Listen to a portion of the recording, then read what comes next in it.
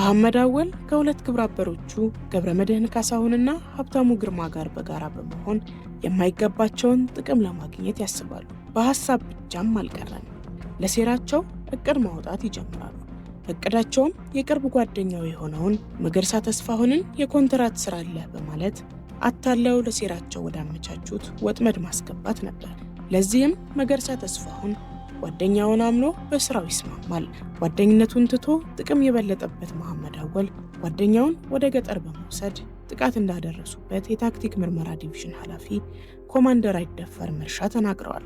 ድርጊቱ የተፈጸመው ሐምሌ 23 ቀን 2017 ዓ.ም ሲሆን በዕለቱ ተከሳሹ ሟችን ከወልቂጤ ከተማ ወደ አበሽጌ ወረዳ ቢዶ ፊቴ ጀጁ ቀበሌ ልዩ ስሙ አውላላ ተብሎ ወደሚጠራው ቦታ እንዲሄድ ያደርጋል። ከዚያም ከግብረ አበሮቹ ጋር በመሆን ሟችን ከባጃጁ አወርደው እጆቹን በመያዝና አንገቱን በጨርቅ በማነቅ ሕይወቱን እንዲያልፍ ያደርጋሉ። በዚህም አላበቃም። ይህ በጓደኛው ላይ የተፈጸመው ጭካኔ የተሞላበት ተግባር እንዳይነቃባቸው የሟች አስክሬን ገደል ውስጥ በመወርወር 570 ሺህ ብር የሚያወጣውን ባጃጅ ይዘው ከስፍራው መሰወራቸው ኮማንደር አይደፈር መርሻ ጨምረው ገልጸዋል። በስፍራው ወንጀል ስለመፈጸሙ ለፖሊስ መረጃ ይደርሳል። ፖሊስም በስፍራው በመድረስ መዝገቡን በሰውና በሰነድ ማስረጃ ያጠናክራል። የምርመራ መዝገቡን አጠናቆ ለአቃቤ ሕግ ይልካል። ከፖሊስ የቀረበለት መዝገብ የተመለከተው አቃቤ ሕግ ክስ ይመሰርትባቸዋል። የአስክሬን ምርመራው ውጤቱም ሟች በጭንቅላቱ ላይ በደረሰ ከባድ ስብራትና በአንገቱ ላይ በታነቀበት ጨርቅ አማካኝነት ሕይወቱ ማለፉን ያረጋግጣል።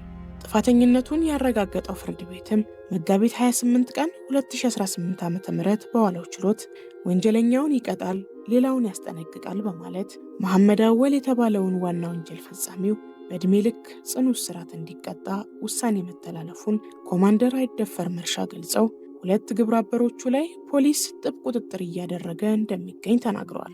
እንደ መርማሪ ፖሊሱ ገለጻም ይህ የፍርድ ውሳኔ በህብረተሰቡ ዘንድ መተማመንን የሚፈጥርና ወንጀል በየትኛውም ቦታ በማንኛውም ሰው ቢፈጸም ከፖሊስ ተደብቆ እንደማይቀር ያረጋገጠ ነው በማለት በጓደኝነት ስም የሚፈጸሙ መሰል አሰቃቂ ወንጀሎችንና ክህደቶችን ለመከላከል ጥንቃቄ ሊደረግ እንደሚገባም አሳስበዋል።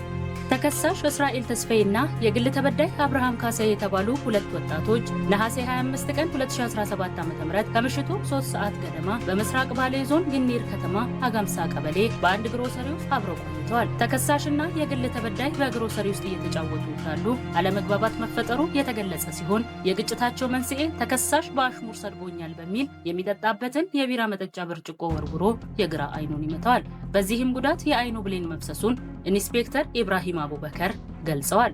በስፍራው ስለተፈጸመው ወንጀል ለፖሊስ ጥቆማ ይደርሳል። ጥቆማ የደረሰው ፖሊስም በስፍራው በመገኘት ተከሳሹን በቁጥጥር ስር ያውለዋል። የምርመራ መዝገቡን በሰውና በሕክምና ማስረጃ ያጠናክራል። የምርመራ መዝገቡንም አጠናቆ ለአቃቤ ሕግ ይልካል። አቃቤ ሕግም ከፖሊስ የደረሰውን የምርመራ መዝገብ ተመልክቶ ታስቦ የተፈጸመ ከባድ የአካል ጉዳት ነው በማለት ክስ ይመሰርትበታል።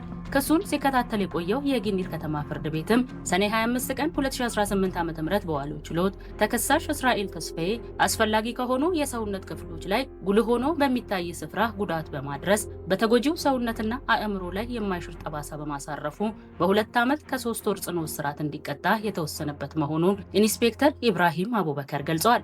ኢንስፔክተሩ አያይዘውም ወጣትነት ከስሜታዊነት የጸዳ መሆን እንዳለበት በመግለጽ በጥቂቱ የተጀመረ አለመግባባት የዕድሜ ልክ መስዋዕትነትና ጸጸትን ስለሚያስከትል ሊገጥሙ የሚችሉ አለመግባባቶችን በስክነትና በመረጋጋት መፍታት ይገባልም ብለዋል።